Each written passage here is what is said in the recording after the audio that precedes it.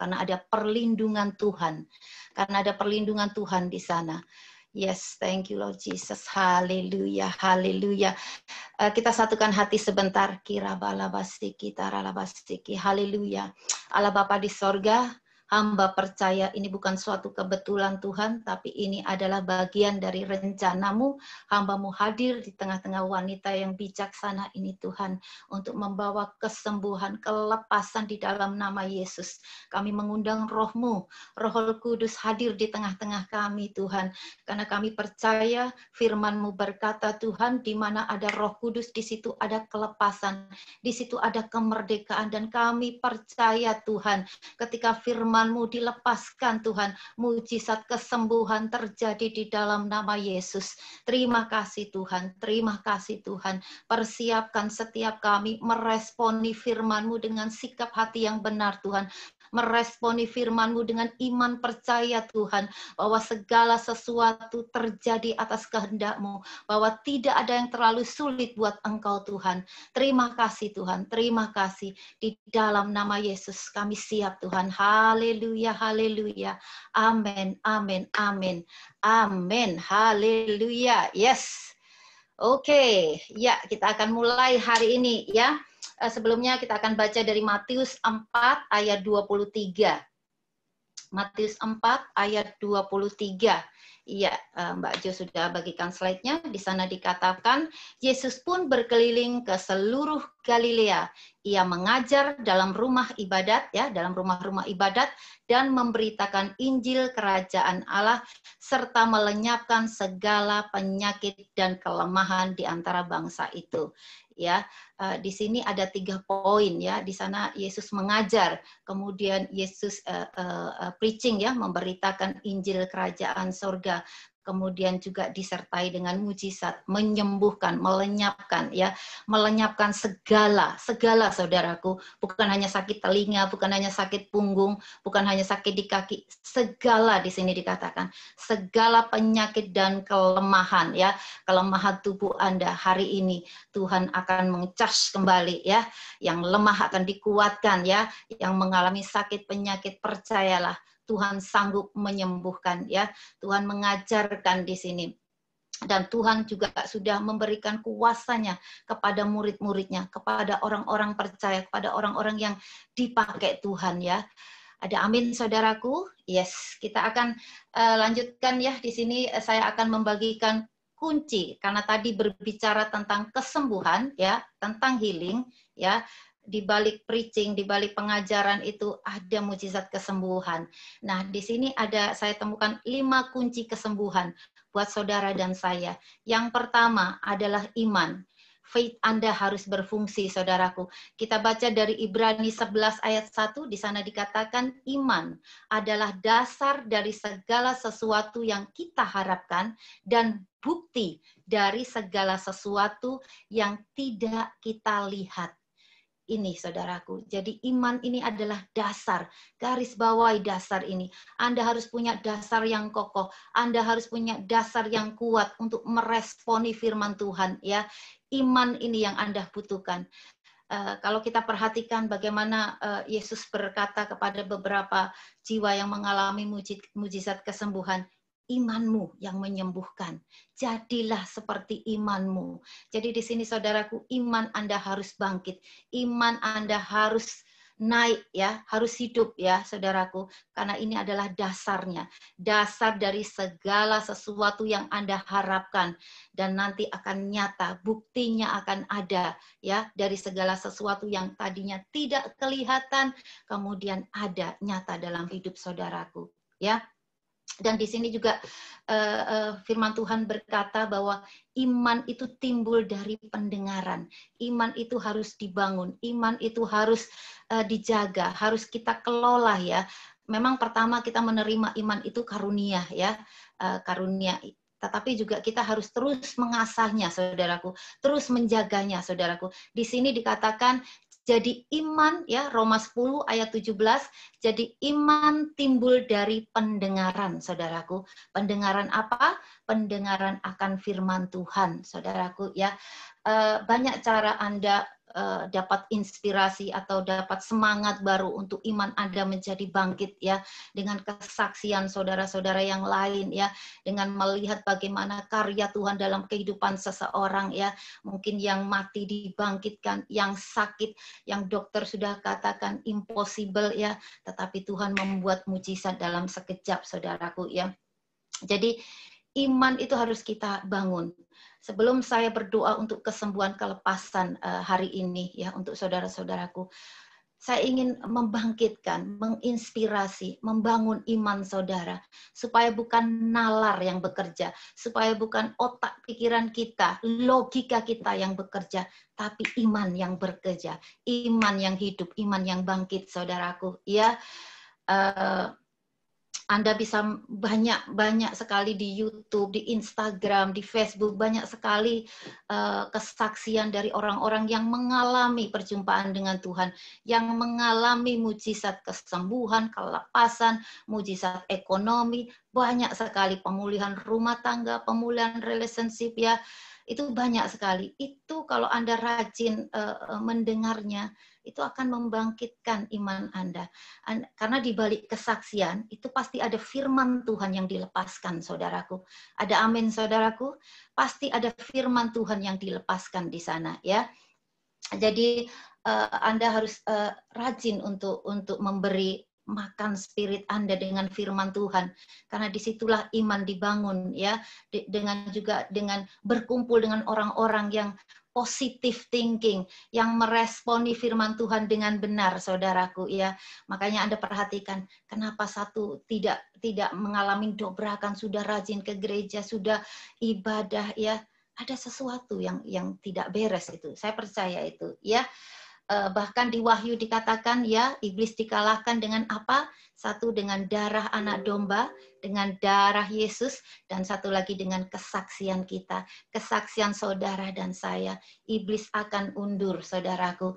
Kemudian poin yang kedua, selain iman harus bekerja, saudaraku, yang kedua adalah firman Tuhan, the word of God ya. Firman Tuhan itu selalu ya dan amin. Firman Tuhan itu berkuasa. Firman Tuhan itu melepaskan Anda dari segala macam bentuk kesulitan. Ya, firman Tuhan yang harus Anda selidiki ya, karena firman Tuhan itu juga menghidupkan. Di mana Yohanes 8 ayat 32 juga berkata ya, dan kamu dan saudara dan saya akan mengetahui kebenaran. Kebenaran itu adalah Yesus. Kebenaran itu adalah firman Tuhan, ya. Dan kebenaran itu, firman Tuhan itu yang akan memerdekakan saudara dan saya. Merdeka dari apa? Merdeka dari banyak hal. Merdeka dari kepahitan, merdeka dari sakit hati, merdeka dari ikatan segala macam kuasa kegelapan, merdeka dari apa? Sakit penyakit, saudaraku. Kesembuhan di sini dijanjikan. Jadi Anda harus fokus dengan firman Tuhan. Anda harus punya waktu untuk menyelidiki, untuk mengkonsumsi firman Tuhan, saudaraku. Berapa banyak dari kita ketika kita menghadapi masalah, ketika kita menghadapi sakit penyakit, kemana kita lari pertama? Adakah kita lari ke Tuhan pertama, saudaraku? Banyak yang langsung lari ke dokter, banyak yang mengandalkan uangnya, dokter bisa menyelesaikan ini. Oh, tidak semua dokter bisa menyelesaikan. Saya tahu dokter juga dipakai Tuhan, tetapi tidak semua, saudaraku, dokter bisa menyelesaikan. Uang tidak memberikan jaminan, saudaraku. Berapa banyak dari orang-orang percaya, saya katakan orang-orang percaya, yang ketika menghadapi masalah, menghadapi sakit penyakit, lari ke orang pintar.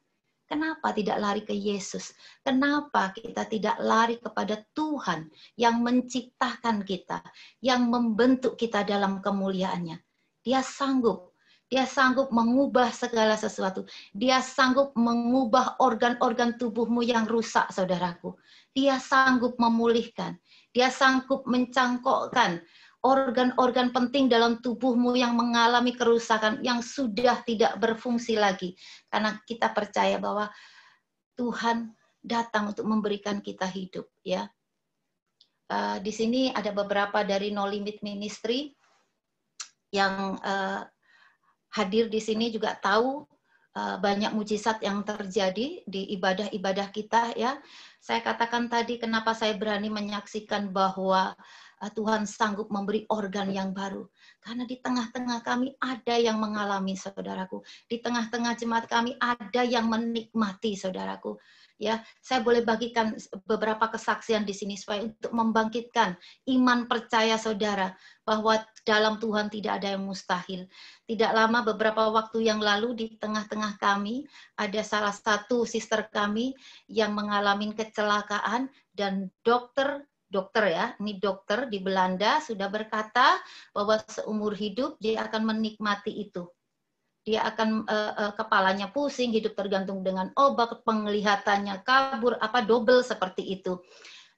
Silahkan nanti tanya ke salah satu dari sister kita di sini yang ada ketika lawatan Roh Kudus ada dan dia menerima mujizat. Saudaraku, ketika Roh Kudus menjamah, ketika Tuhan sanggup menggantikan organ yang rusak, Tuhan beri dia saraf yang baru. Dan dokter bingung, saudaraku, kenapa bisa seperti ini? Ya, karena aku punya Tuhan yang luar biasa. Anda bayangkan, dia yang menciptakan saudara dan saya. Tentu saja dia bisa memberikan lagi organ itu. Ya. Dan sekarang dia bisa nyetir mobil, ya, penglihatannya normal, tidak double, dia tidak lagi tergantung dengan obat-obatan keras, saudaraku. Kenapa semuanya bisa terjadi? Karena kita percaya pada Allah yang luar biasa, pada Allah yang hidup. Ya, juga ada satu kesaksian juga salah satu dari orang yang datang di healing room di tempat kami mengalami sakit MS. Dan dokter juga sudah mengatakan seumur hidup kamu hanya akan terbaring, duduk di kursi roda dan terbaring sampai selesai hidupmu. Tapi ketika datang di healing room, Roh Kudus mengerjakan yang lain. Dari bulan akhir Februari sampai bulan April, tiap minggu dia datang sekali. Ketika datang pertama kali, separuh badan itu dia merasa seperti gajah, ya. Dan kalau kita tahu MS itu sulit disembuhkan buat dunia, tapi buat kita, buat orang yang percaya, tidak ada yang mustahil buat Tuhan. Ya, dan ini terjadi, dia sembuh, dia nggak perlu obat lagi karena Tuhan sudah memberi obat yang dahsyat, kesembuhan sempurna. Dia sudah mulai bekerja, bahkan Tuhan memberi keturunan kembar buat orang ini, saudaraku. Beri kemuliaan buat Tuhan Yesus ya, dia dahsyat. Kalau Tuhan mengerjakan buat sister-sister kita ini, saya percaya Tuhan pun sanggup dan mau mengerjakan buat saudara dan saya. Ada amin, saudaraku. Jadi selidikilah firman Tuhan. Cari janji-janji Tuhan itu untuk hidupmu, untuk sakit penyakitmu, untuk masalahmu. Ada solusinya di dalam firman Tuhan. Ya, jangan lari dari Tuhan. Masalah itu atau tekanan-tekanan itu terkadang membuat kita jadi paham, saudaraku. Saya sangat menyukai ada firman yang berkata ketika tekanan-tekanan itu ada di Mazmur ya, Mazmur 119 kalau nggak salah itu dikatakan bahwa ketika kita tertindih, tertekan ya, kita akan maju untuk menyelidiki kebenaran firman Tuhan. Dan ketika kita tahu kebenaran firman Tuhan, itu yang kita ambil, itu yang kita responi, itu yang kita imani, dan itu yang kita declare. Kita harus hidup di atas kebenaran firman Tuhan, saudaraku. Karena kebenaran firman Tuhan itu menghidupkan kita. Kebenaran firman Tuhan itu menyembuhkan kita. Karena firman Tuhan adalah medisin, ya. Di Amsal 4 ayat 20 sampai 22 kalau Anda membaca, menyimaknya di sana dikatakan bahwa firman Tuhan itu adalah medisin, saudaraku. Jadi pegang janji Tuhan. Mungkin Anda sedang tidak mengalami sakit penyakit, mengalami suatu masalah. Anda mungkin sedang difitnah, Anda mungkin sedang dalam kondisi terjepit. Lari, cari firman Tuhan. Di sana ada janji kelepasan.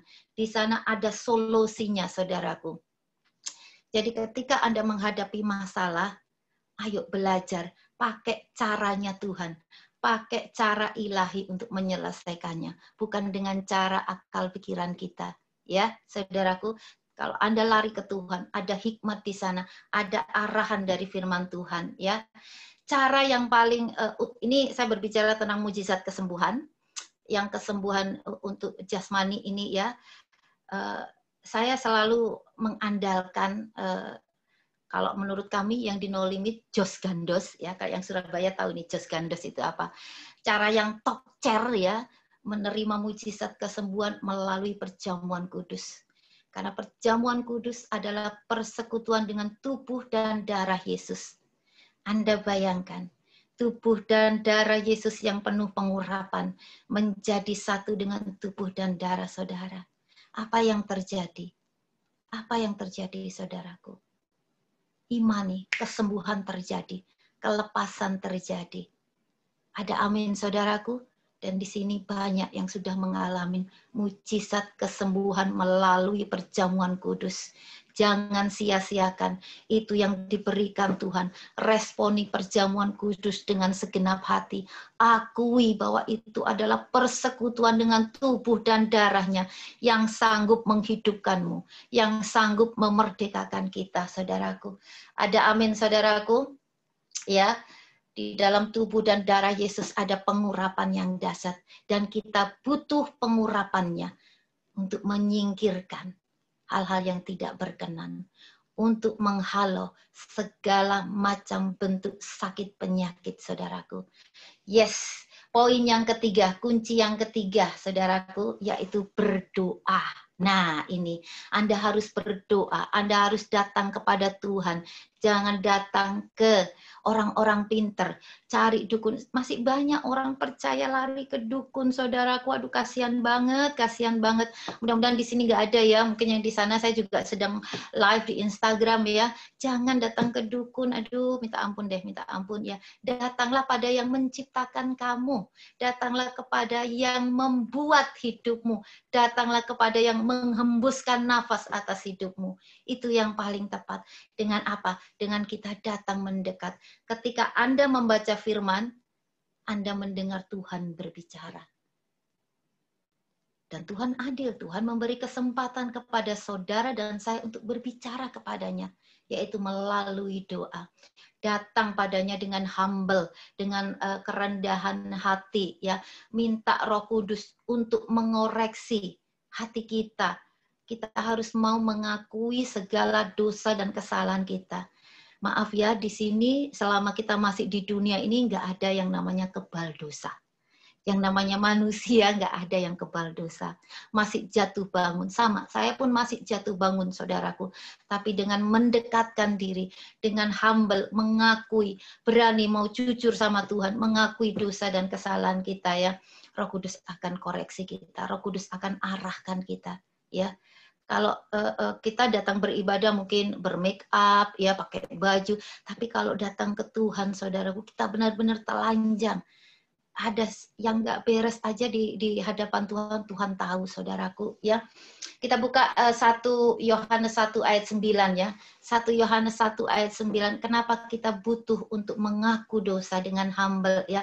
Karena di sini dikatakan 1 Yohanes 1 ayat 9. Jika kita mengaku dosa kita, maka Ia adalah setia dan adil. Ya, di sini dikatakan kita. Jika kita mengaku, confess, ya, confess dengan mulut kita, mengakui dosa pelanggaran kita, maka Dia, Tuhan, yang adil, yang setia, Dia akan meresponi, sehingga Ia akan mengampuni. Perhatikan baik-baik kalimatnya. Mengampuni apa? Segala dosa kita dan menyucikan kita dari segala kejahatan kita.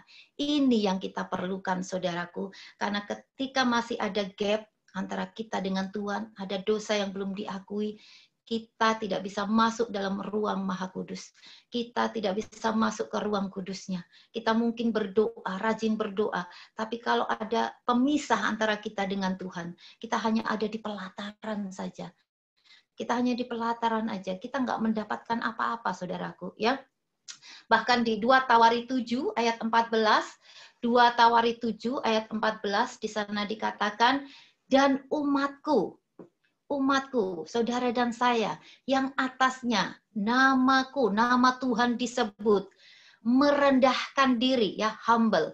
Makanya kalau datang ke Tuhan ini harus setiap kita harus tahu humble, bagaimana humble di hadapan Tuhan, ya, mau mengakui kelemahan kita, kekurangan kita, dosa-dosa kita, ya, berdoa dan mencari wajahnya, mencari wajahku di sini dikatakan. Lalu apa? Berbalik dari jalan-jalan yang jahat, artinya apa? Bertobat, saudaraku, ya, bertobat yang sesungguhnya, bukan tomat, ya, kata Pak Gilbert, tomat, ya, hari ini tobat, besok kumat, ya. Di sini Tuhan menuntut adanya pertobatan, berbalik dari cara kita hidup yang lama, yang salah, yang tidak berkenan di hadapan Tuhan, kembali kepada cara ilahi, kembali kepada tuntunannya.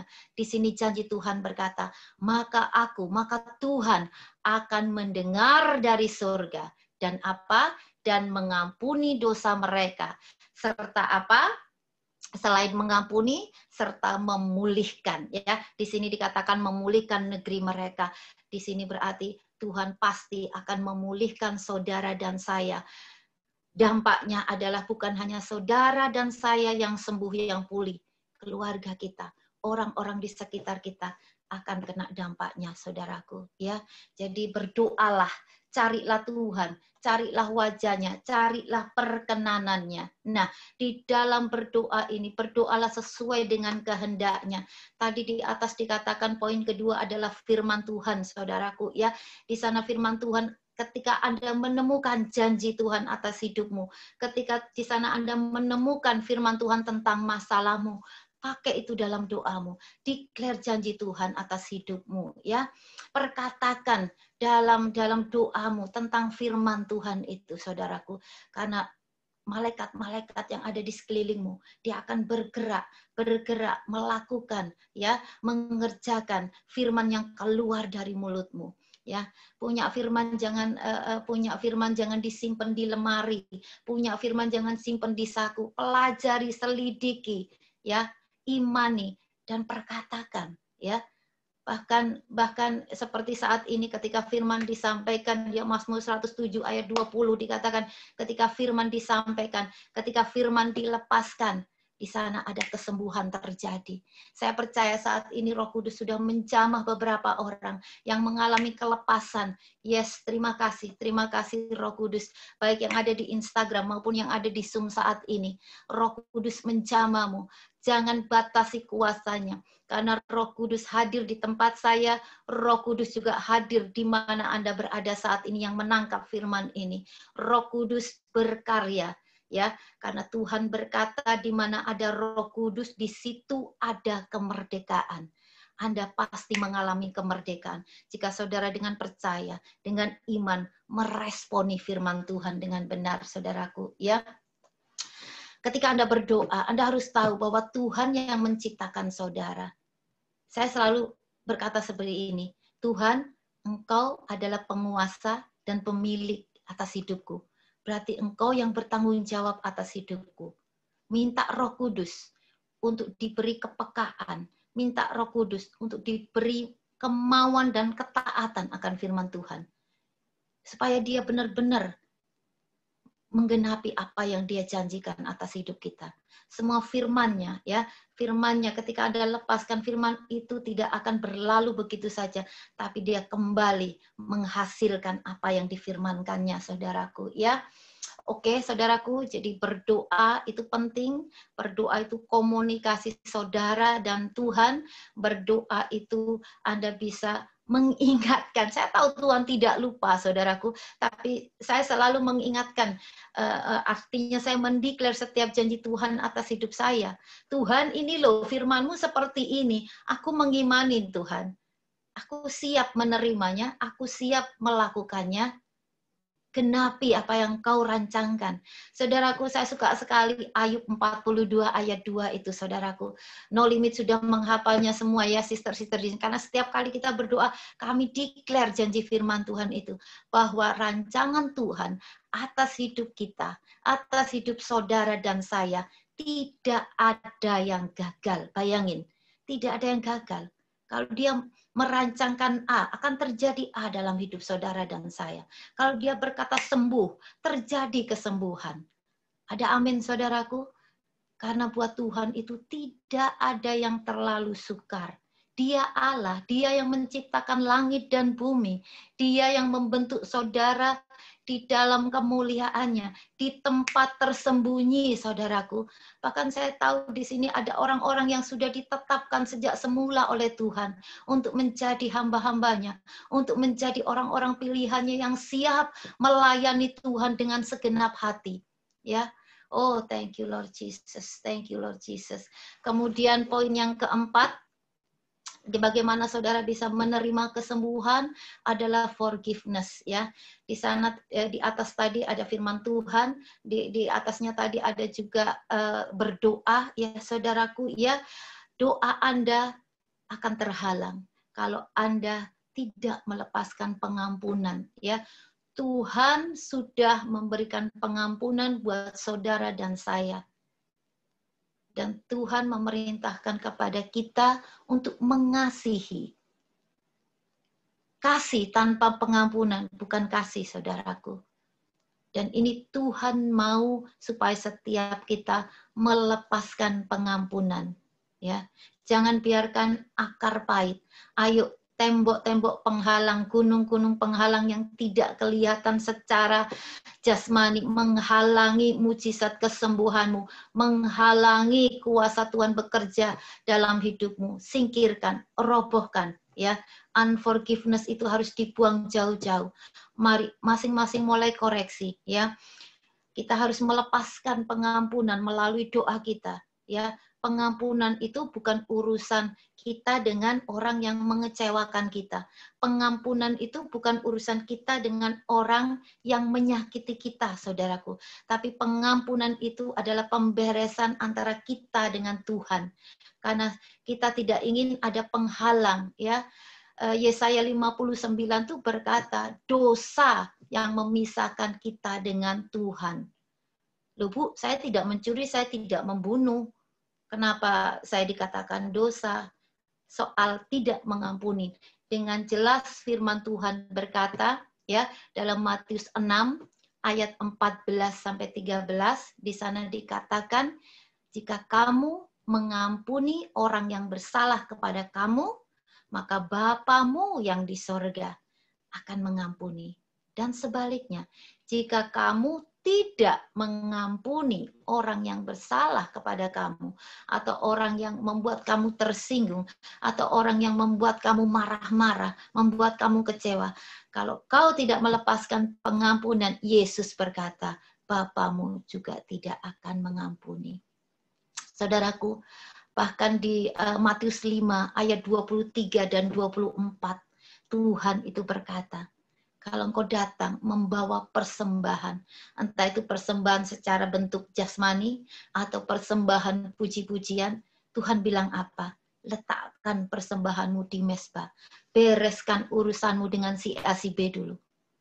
Kalau Anda tidak ingin persembahan Anda ditolak Tuhan, bereskan hati terlebih dahulu, saudaraku. Ya, bereskan hatimu. Sikap hati yang benar ini, Tuhan tertarik dengan sikap hati yang benar.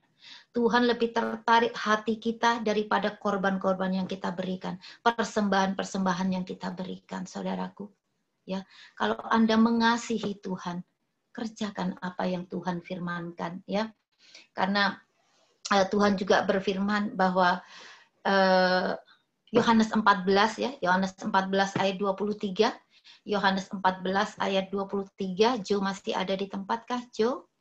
Ya, boleh ditayangkan ya, Yohanes 14 ayat 23, di sana dikatakan, ya, Yesus menjawab, ya, jika saya dan saudara, jika seseorang mengasihi aku, ia akan menuruti firman-Ku, dan Bapa-Ku akan mengasihi dia, dan kami akan datang kepadanya dan diam bersama-sama dengan dia. Saudaraku, Tuhan akan diam bersama-sama dengan kita ketika hati kita murni. Murni, kenapa murni? Karena kita melakukan apa yang Dia firmankan. Kita bukan hanya menjadi pendengar, tapi kita menjadi pelaku-pelaku kebenaran firman Tuhan, saudaraku. Ya, jadi di sini forgiveness itu penting sekali, ya. Kadang-kadang ini yang menghalangi mujizat kesembuhan, ya. Saya pernah melayani seseorang, ya, ketika terhalang, Roh Kudus ingatkan untuk melepaskan pengampunan, dan ketika pengampunan mulai dilepaskan, oh, Roh Kudus bekerja. Karena apa? Tembok-temboknya sudah dirobohkan, saudaraku. Gunung-gunung penghalangnya sudah tidak ada, ya. Oh, luar biasa sekali, ya. Ini tadi yang Matius 14 yang sudah saya sampaikan tadi, ya. Yohanes 14:23, ya. Ingat kembali, jika saudara dan saya mengasihi Tuhan Yesus, maka saudara dan saya akan menuruti firman-Ku, kata Tuhan, firman Tuhan yang hidup, firman Tuhan yang sanggup memberikan saudara dan saya kesembuhan. Kemudian poin yang terakhir, poin yang tidak kalah penting adalah ucapan kita, ucapan saudara dan saya. Ini kunci yang tidak kalah penting. Anda berdoa, Anda mendeklar, Anda mempercayai firman Tuhan, Anda sudah melepaskan pengampunan, tetapi ketika Anda berkata-kata, mulut Anda tidak benar. Mulut Anda tidak mengakui doa Anda. Mulut Anda berkata-kata negatif. Ya, ini akan memotong doa yang Anda naikkan. Ini akan mengekat doa yang Anda sudah naikkan. Ya, karena kita semua tahu di dalam setiap perkataan kita, di situ ada kuasa, ya. Di situ ada kuasa untuk membangun, saudaraku, ada kuasa untuk melepaskan kesembuhan, tapi juga ada kuasa untuk menghancurkan, ada kuasa untuk membunuh karakter-karakter orang lain, bahkan mungkin membunuh karakter kita sendiri tanpa kita sadari, ya. Kadang-kadang kita menyalahkan orang lain. Tetapi kalau kita sadar perkataan kita, ya mungkin perkataan kita itu yang menghalangi berkat Tuhan. Perkataan kita mendatangkan kutuk atas kita, saudaraku, ya. Jadi kita harus perhatikan bagaimana kita berbicara, bagaimana kita berkata-kata, bagaimana ucapan kita itu bisa mendatangkan apa yang Tuhan janjikan dalam hidup kita, ya. Kita akan lihat bersama, pasti di sini sudah banyak yang hafal, ya. Jadi kalau Amsal 18 ayat 21 di sini berkata, hidup dan mati dikuasai oleh lidah. Siapa suka menggemakannya, dia akan memakan buahnya. Perhatikan baik-baik, saudaraku.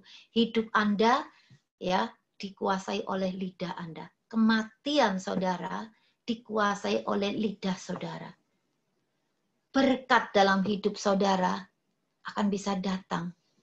Itu juga dikuasai oleh lidahmu, oleh perkataanmu.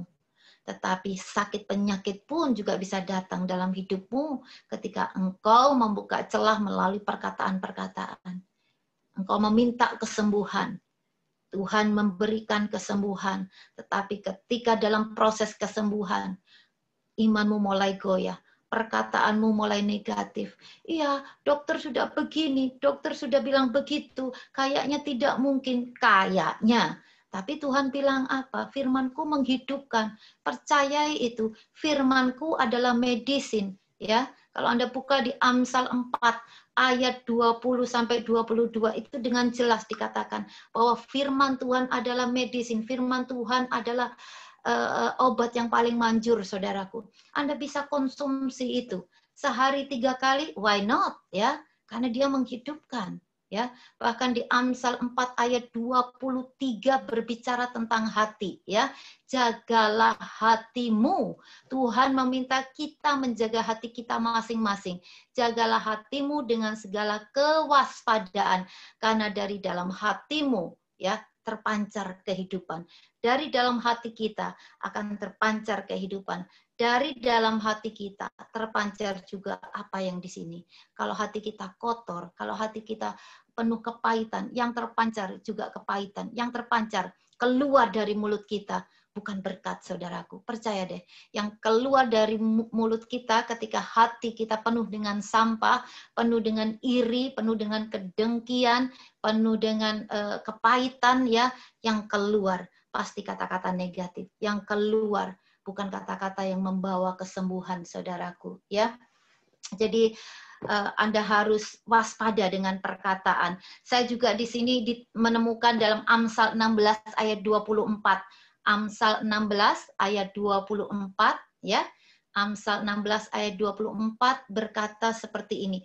Perkataan yang menyenangkan adalah seperti sarang madu bagi hati dan obat. Perhatikan baik-baik. Obat bagi tulang-tulang. Nah, ini saudaraku yang mengalami penyakit tulang-tulang, perhatikan perkataanmu. Yang mengalami rematik, yang mengalami artros, perhatikan perkataanmu. Kebanyakan ini orang yang suka bersungut-sungut, nggak pernah mengucap syukur. Mengucap syukurnya sebulan sekali atau seminggu sekali. Kalau pas di gereja atau kalau pas terima berkat baru bersyukur, habis itu complaining lagi ya, komplain, kok ini kok itu, nggak ada ucapan syukur sama sekali. Ketika saudara complaining, ketika komplain keluar dari mulutmu, itu tandanya Anda tidak sepakat dengan Tuhan. Tetapi ketika saudara-saudaraku menaikkan ucapan syukur, itu tandanya saudara sepakat dengan Tuhan ya. Ketika sepakat dengan Tuhan, percaya mujizat terjadi. Karena Anda setuju dengan Tuhan. Saudaraku, yang Tuhan buat dalam hidup kita, itu baik, saudaraku. Mungkin saat ini kita nggak mengerti. Tetapi percayalah, kalau Anda mengizinkan Tuhan turut bekerja dalam kehidupan saudara, akan mendatangkan kebaikan. Karena itu janji firman Tuhan. Mungkin suatu saat Anda udah nggak kuat. Katakan, Tuhan engkau baik. Apa yang kau buat dalam hidupku Tuhan adalah baik Tuhan. Apa yang kau buat dalam hidupku adalah baik Tuhan. Aku sepakat, beri aku kekuatan Roh Kudus. Minta kekuatan sama Roh Kudus. Karena hanya Dia yang bisa memampukan saudara dan saya melewati setiap proses. Ya, proses itu tidak mudah saudaraku. Proses itu butuh waktu. Proses itu butuh tempaan. Ya. Dan melalui proses itulah ada perubahan, saudaraku. Ya. Kemudian satu lagi saya temukan, jadi yang mulai tulangnya sering nyeri, ya, linu, tangan-tangannya, tulangnya, punggungnya, mulai perhatikan perkataanmu. Perhatikan cara kau berkata-kata. Banyak mengucap syukur, ya. Mulai declare janji Tuhan. Ini firman yang berkata ya saudaraku, perkataan itu ya. Kalau perkataanmu menyenangkan ya, itu adalah obat bagi tulang-tulangmu. Oke, Amsal 12 ayat 18. Amsal 12 ayat 18 di sana dikatakan yang mau saya garis bawahi adalah yang di B. Tapi oke, kita baca semuanya. Ada orang yang lancang mulutnya seperti tikaman pedang. Perhatikan ini. Kalau bukan menjadi urusan saudara, udah nggak usah ambil bagian. Nanti malah cari masalah. Karena apa? Itu seperti tikaman pedang. Ya, ditayangkan lagi Jo, Amsal 12 ayat 18 ya. Ya, jadi ada orang yang lancang mulutnya. Ayo masing-masing kita koreksi, jangan sampai mulut kita lancang karena ini akan seperti tikaman pedang dan ini berbahaya saudaraku, ya, bisa ngefek ke kita juga. Tetapi perhatikan baik-baik firman Tuhan. Tetapi lidah orang bijak, dan di sini kemarin ketika saya posting informasi, saya akan berkumpul dengan wanita-wanita bijaksana. Kenapa saya katakan seperti itu? Yang lain lagi sibuk shopping di mall, yang lain lagi sibuk urusan party, di sini datang, cari Tuhan, cari kebenaran firman Tuhan. Itu adalah bijaksana, saudaraku. Perhatikan lagi, tetapi lidah orang bijak, saudaraku, ya, mendatangkan apa? Mendatangkan kesembuhan. Karena dia tahu bagaimana dia berkata-kata. Lidah orang bijak, saya tahu juga ini pasti mendatangkan berkat, saudaraku. Karena dia tahu bagaimana dia mengucapkan kata-kata. Karena dia tahu kuasa perkataan dalam hidupnya. Ya, apalagi kalau dia selalu berdoa, Tuhan urapi bibir lidahku. Ya, ada kuasa perkataan di sana di dalam nama Yesus. Wow, pam, terjadi. Apa yang kau ucapkan terjadi, saudaraku. Ya. Oh, haleluya. Ya, itu perhatikan baik-baik ya. Tetapi lidah orang bijak. Siapa di sini yang mau menjadi orang bijak? Angkat tanganmu. Yes, saudara dan saya orang bijak. Jadi perkataan saudara, perkataan kita sepakat ya, kita orang bijak, perkataan kita mendatangkan apa? Perkataan kita mendatangkan kesembuhan. Baik itu kesembuhan untuk diri kita maupun untuk orang lain. Karena saudara dan saya dipanggil untuk menjadi dutanya, ya, untuk menceritakan kabar baik. Saudara dan saya dipanggil untuk membagikan berkat ini kepada orang lain, ya. Jadi ingat, lidah saudara, lidah kita, ya, itu mendatangkan kesembuhan. Ada amin? Yes, amin. Yes. Dan ini akan saya tutup dengan ulangan, ya. Jadi perhatikan baik-baik tentang perkataan. Di sini akan saya tutup firman kita hari ini karena kita akan berdoa untuk mujizat kesembuhan, ya. Oh, haleluya. Ulangan 30 ayat 19. Ya, Bu, itu perjanjian lama. Loh, perjanjian lama, perjanjian baru tetap berlaku buat saya. Karena itu firman Tuhan. Ya, Ulangan 30 ayat 19 hari ini berkata seperti ini. Tuhan, aku di sini ya, aku adalah Tuhan. Tuhan memanggil langit dan bumi menjadi saksi terhadap saudara dan saya pada hari ini. Ya, kepadamu kuperhadapkan kehidupan dan kematian, berkat dan kutuk. Perhatikan baik-baik. Ada dua hal yang diperhadapkan. Pilihlah kehidupan. Tuhan bilang pilihlah kehidupan. Supaya apa saudaraku? Supaya engkau hidup. Supaya saudara dan saya hidup. Baik saudara dan saya maupun siapa? Keturunan kita, saudaraku. Keturunan kita, ya.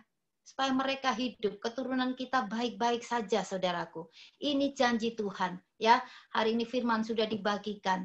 Saudara sudah menangkap bagaimana kuasa perkataan. Saudara sudah menangkap hal-hal yang baik yang dari Tuhan. Imanmu harus bekerja, ya. Kesaksian juga sudah dibagikan. Banyak. Kalau mau kesaksian banyak, saudaraku. Nanti saudara bisa sharing, tanya dengan sister-sister yang hari ini juga hadir dari No Limit, ya. Banyak mujizat yang Tuhan kerjakan. Walaupun kita beribadah lewat Zoom, saudaraku. Karena Roh Kudus ada di tengah-tengah kita.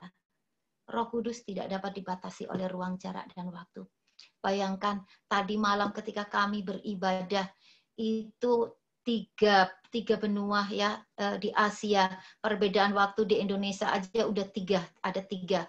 Ya. Kemudian yang di Eropa ada 2. Kemudian yang di California. Mereka rela bangun jam 3 pagi untuk nyembah Tuhan, saudaraku. Dan Tuhan peduli dengan orang-orang yang setia seperti ini.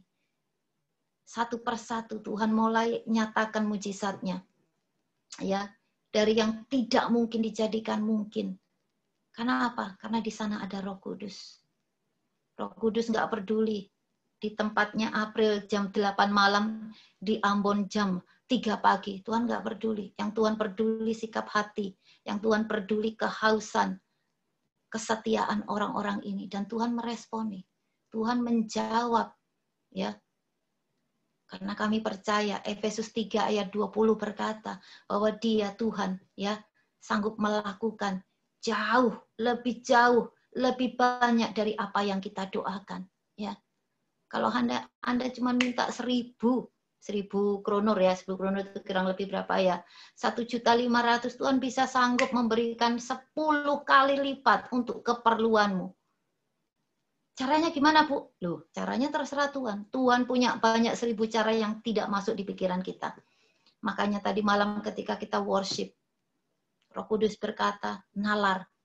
Katakan berhenti berpikir dengan nalar. Terima mujizat itu bukan dengan nalar, bukan dengan logika, tapi terima dengan imanmu. Yes, thank you Lord Jesus. Haleluya. Jadi di sini saya bisa simpulkan, ya saudaraku, ketika Anda siap untuk menerima mujizat hari ini, ya, di sana ada iman. Iman yang disertai tindakan. Tindakan apa? Tindakan yang sesuai dengan kebenaran firman Tuhan. Ya, step berikutnya adalah hidup dalam penyerahan dengan ketaatan akan firman Tuhan, dengan kesetiaan untuk terus pegang janji firman Tuhan.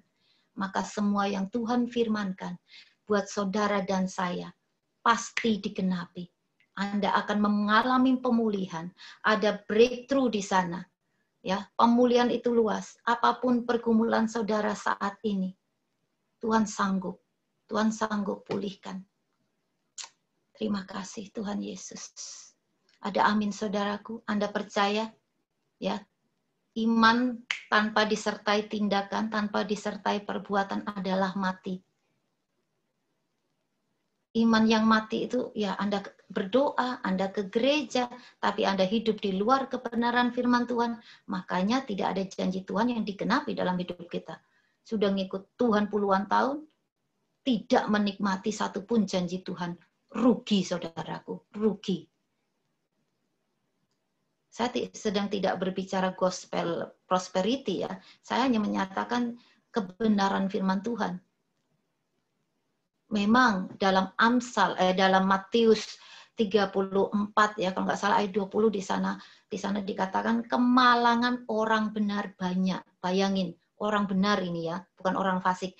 Kemalangan orang benar banyak. Tetapi ingat, tangan Tuhan menolong. Ketika dia menolong, dia menyelamatkan. Ketika tangan Tuhan terulur atas hidup saudara dan saya, selesai. Masalahnya yang selesai, bukan kita yang selesai. Masalah selesai. Kita menang, kita diangkat. Ada amin saudaraku? Yes, amin. Mari kita satukan hati. Kita mengucap syukur dan kita siap meresponi firman Tuhan. Siapkan hatimu untuk menerima mujizat kesembuhan hari ini. Terima kasih Bapa yang baik, terima kasih Tuhan untuk firman-Mu. Terima kasih Tuhan, Kau membukakan Tuhan, Kau memberi kami Tuhan, kunci Tuhan, untuk kami siap menerima terobosan, menerima janji-janji firman-Mu Tuhan. Biarlah setiap kami saat ini boleh dibebaskan roh kami untuk memuji, menyembah Engkau Tuhan. Dan biarlah roh kudus-Mu melawat setiap kami Tuhan. Melawat dan menyembuhkan kami Tuhan.